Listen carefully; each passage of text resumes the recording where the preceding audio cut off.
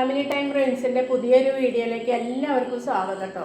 അപ്പോൾ ഞാൻ ഇന്നിവിടെ ഉണ്ടാക്കാൻ പോണത് എന്താണെന്ന് വെച്ചാൽ വളരെ എളുപ്പത്തിൽ തയ്യാറാക്കാൻ പറ്റുന്ന ഒരു ഒഴിച്ചുകറിയാണ് കേട്ടോ. അതിലേക്ക് വേണ്ട സാധനങ്ങൾ എന്തൊക്കെയാണെന്ന് നോക്കട്ടെ നമുക്ക്. അപ്പോൾ അതിലേക്ക് ഞാൻ ചെറിയ ഉള്ളി അരിഞ്ഞു വെച്ചതുണ്ട്, അതേപോലെ വെളുത്തുള്ളി ചതച്ചു വെച്ചിട്ടുണ്ട്, അതേപോലെ 3-4 വറ്റൽമുളക് എടുത്തിട്ടുണ്ട്, കുറച്ച് കറിവേപ്പില, കുറച്ച് പച്ചമുളക് നെടുക കീറിയത്, അതേപോലെ കുറച്ച് ജീരകം പൊടിച്ചതും കുറച്ച് കായം പൊടിച്ചതും. പിന്നെ അതിലേക്ക് വേണ്ട ഒന്നുകിൽ തൈര് അല്ലെങ്കിൽ നല്ല മോര്, പുളിയില്ലാത്ത തൈരോ മോരാണ് നമ്മൾ എടുക്കേണ്ടത് കേട്ടോ. പിന്നെ അതിലേക്ക് വേണ്ട മഞ്ഞൾപ്പൊടി, കടുക്, ഉലുവയൊക്കെയാണ് ഇരിക്കുന്നത്. അപ്പോൾ നമുക്ക് ഇതെങ്ങനെ പാകം ചെയ്യണമെന്നൊന്ന് നോക്കാം. ഈ മുളക് നെടുക് കീറിയതിൽ ഞാൻ കുറച്ച് ഉപ്പ് ചേർത്ത് കൊടുക്കുന്നുണ്ട്. ഇതിൽ നല്ലോണം ഉപ്പൊക്കെ അങ്ങനെ ചേർത്ത് കൊടുത്തിട്ട് നന്നാക്കി വറുത്തെടുക്കണം നമുക്ക്. അതിന് വേണ്ടിയിട്ട് ഞാൻ ഇതിൽ ലേശം ഉപ്പ് ചേർത്ത് കൊടുക്കുന്നുണ്ട്.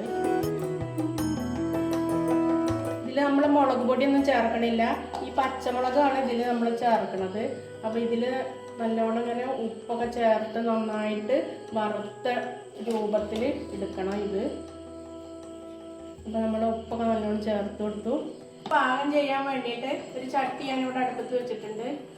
ഈ ചട്ടി ഒന്ന് ചൂടായി വരട്ടെ. ചൂടായി വന്നിട്ടുണ്ട്. അതിലേക്ക് ഞാൻ കുറച്ച് വെളിച്ചെണ്ണ ഒഴിച്ചു കൊടുക്കുകയാണ്. വെളിച്ചെണ്ണ നല്ലോണം ചൂടായി വന്നിട്ടുണ്ട്. പിന്നെ നമ്മളെ ചട്ടിയൊക്കെ നന്നായിട്ട് ചൂടായി വന്നിട്ടുണ്ട്. ഇതൊന്ന് വറുത്തെടുക്കാം നമുക്ക്.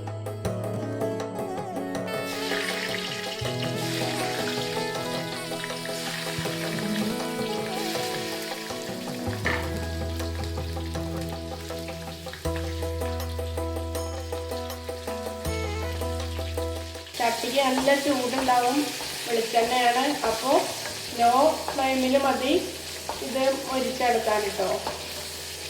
അപ്പോൾ നമ്മുടെ ഈ മുളകിനെ നന്നായിട്ടൊന്ന് മൊരിച്ചെടുക്കണം, കരിയാൻ പാടില്ല. ഒന്ന് നന്നായിട്ടൊന്ന് മൊരിച്ചിങ്ങനെ എടുക്കുക. അപ്പോൾ നമ്മളിതിന് ഉപ്പൊക്കെ ചേർത്ത് കൊടുത്തുകൊണ്ട് പൊട്ടി തെറിക്കാനൊക്കെ സാധ്യത ഉണ്ട്. അപ്പോൾ മേലേക്ക് ഒന്നും തെറിക്കാതൊക്കെ നോക്കി ഉണ്ടാക്കണം കേട്ടോ. അപ്പോൾ നമ്മുടെ മുളക് ഇങ്ങനെ മൂത്ത് വരട്ടെ. നന്നായി മൂത്ത് വന്നാൽ ആണ് ഇതിൻ്റെ രുചി കിട്ടുക. അപ്പോൾ നമുക്കിത് ഒന്ന് നന്നായിട്ട് വെച്ചെടുക്കാം. അപ്പോൾ നമ്മുടെ മുളക് ഇവിടെ നന്നായിട്ട് മൊരിഞ്ഞ് വന്നിട്ടുണ്ട്. ഇത് നമുക്കൊരു പ്ലേറ്റിലോട്ട് മാറ്റി വയ്ക്കാം. ഇനി നമുക്ക് ഇതിലേക്ക് കുറച്ച് കടുക് ഇട്ട് കൊടുക്കാം.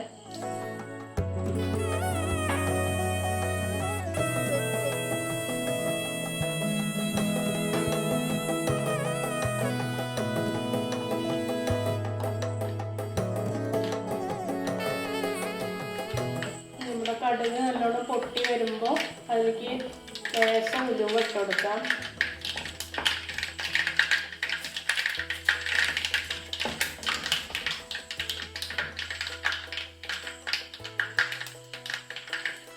ഉലുവ ഒന്ന് മൂത്ത് വരുമ്പോൾ നമുക്ക് അതിലേക്ക് ഒരു 3 വറ്റൽമുളക് പൊട്ടിച്ചിട്ട് കൊടുക്കാം.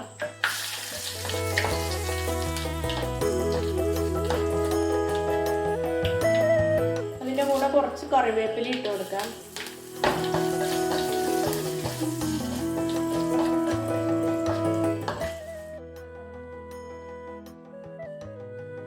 ഇത് നന്നായിട്ട് മൂത്ത് വരട്ടെ.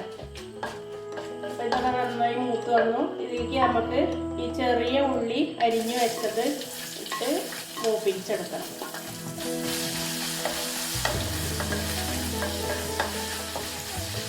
അതിൻ്റെ കൂടെ ഞാൻ വെളുത്തുള്ളി ചതച്ചാണ് എടുത്തത്. ഒരു 2 വലിയ വെളുത്തുള്ളി ചതച്ചെടുത്തതാണ്, അതും കൂടി ഇട്ട് കൊടുക്കുന്നുണ്ട്.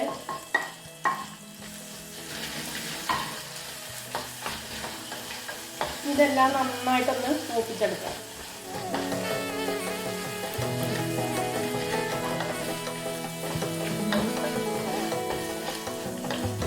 അപ്പം നമ്മുടെ ഉള്ളിയും ഒക്കെ നന്നായിട്ട് മൂത്ത് വന്നിട്ടുണ്ട്. അപ്പോൾ ഇതിലേക്ക് ഞാൻ ലേശം മഞ്ഞൾപ്പൊടി ഇട്ട് കൊടുക്കുകയാണ്.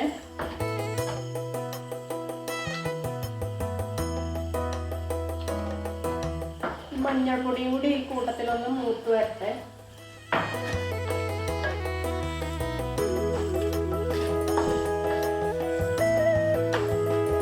ഇതിലേക്ക് ഞാൻ ലേശം ചെറിയ ജീരകം പൊടിച്ചു വെച്ചത് ഇട്ട് കൊടുക്കുകയാണ്. ലേശം കായം പൊടിച്ചതാണ് കൂട്ടണത്. ഇത് നല്ല കായം ആയതുകൊണ്ട് ഞാനൊരു ഇച്ചിരി എടുത്തിട്ടേ ഉള്ളൂ. കുറേ എടുത്താൽ അതിൻ്റെ രുചി കൂടുള്ളൂ. അതുകൊണ്ട് ലേശം കായം പൊടിച്ചെടുത്തത് കൂടി ചേർത്ത് കൊടുക്കുന്നുണ്ട്.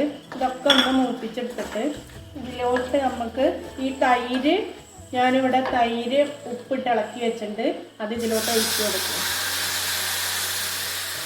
വെള്ളമൊന്നും ഒഴിക്കരുത്, നല്ല കട്ട തൈര് തന്നെ ഇതിന് നമ്മൾ ഉപയോഗിക്കണം. വെള്ളം ഒഴിച്ചു കൊടുക്കരുത്, അപ്പോഴേ നമ്മുടെ കറിയുടെ ടേസ്റ്റ് കിട്ടത്തുള്ളൂ.